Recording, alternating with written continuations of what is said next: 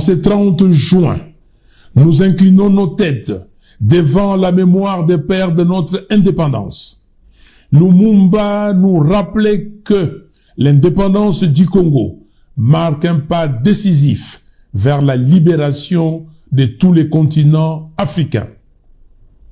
Kasavubu soulignait quant à lui que cette indépendance est l'œuvre des femmes et d'hommes qui, partout sur notre immense territoire, ont donné leur force, leur souffrance et parfois leur vie pour bâtir un Congo libre. 66 ans après, leur vision demeure une exigence morale. Nous n'avons pas le droit de la trahir. Face aux menaces de balkanisation accrues sur notre pays, notre devoir est de défendre l'unité nationale, l'intégrité territoriale et la souveraineté de la République. Le Congo nous a été légué unis. Nous avons la responsabilité de les transmettre unis aux générations futures. À l'heure de l'intelligence artificielle et de la conquête spatiale, nous ne pouvons plus nous permettre de rester en marge du monde moderne. Nous devons avoir le sens des priorités, restaurer la paix, défendre l'intégrité territoriale, lutter contre la corruption, créer des emplois, garantir l'accès à l'éducation de qualité, aux soins, à l'eau et à l'électricité. Voilà ce qu'attend le peuple congolais. C'est dans cet esprit que je réaffirme mon opposition ferme au projet de changement de la Constitution du 18 février 2006, car elle constitue le socle de notre pacte républicain. S'engager dans une telle aventure, alors que des pans entiers de notre pays sont sous occupation étrangère, c'est offrir des arguments aux sécessionnistes et ouvrir la voie à la balkanisation. Notre pays n'a jamais eu un problème de texte. Il a toujours eu un problème d'hommes.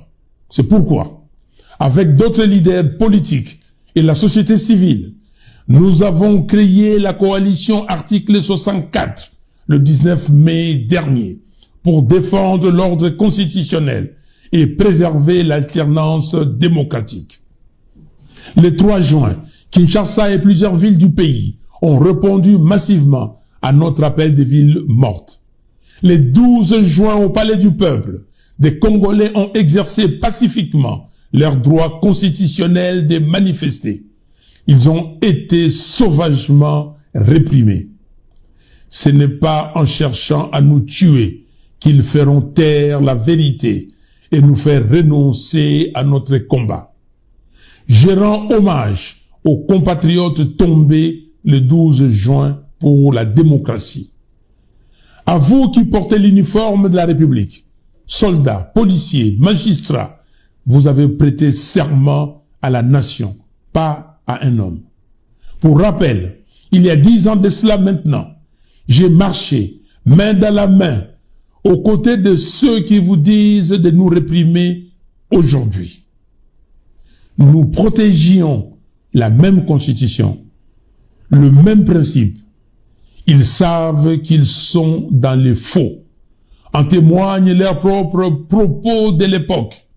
Opposez-les à leur discours d'aujourd'hui et vous verrez la malhonnêteté intellectuelle qui les anime. Le cynisme a atteint son comble quand, pour réaliser ses forfaits, ils instrumentalisent les pasteurs de sommeil. Mais les fidèles sont réveillés. Ils emploient des milices. Qu'à cela ne tienne, Dieu est juste et l'histoire de la lutte dans notre pays renseigne sur le sort des apprentis dictateurs. J'appelle l'ensemble du peuple congolais à rejoindre la grande marche nationale le 8 juillet 2026. Ce jour que chaque avenue de Kinshasa, chaque rue de Lubumbashi, chaque quartier de Goma et d'ailleurs à travers le pays deviennent le miroir de notre refus de revenir en arrière. Marchons avec amour sans peur. Disons non au changement de la Constitution. Exigeons la démission de Félix Tshisekedi pour tentative de violation de la loi fondamentale qu'il a juré de défendre, Bible à la main.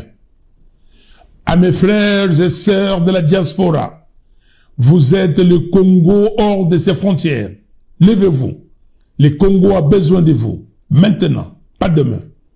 Souvenez-nous que la force d'une nation ne réside pas dans ses seules richesses naturelles.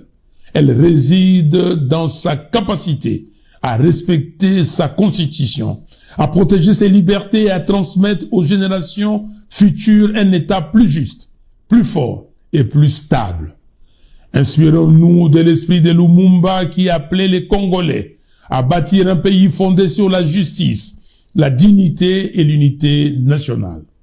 Notre responsabilité historique est de préserver cet héritage. Vive la cohésion nationale. Que Dieu bénisse les Congos et son vaillant peuple. Je vous remercie.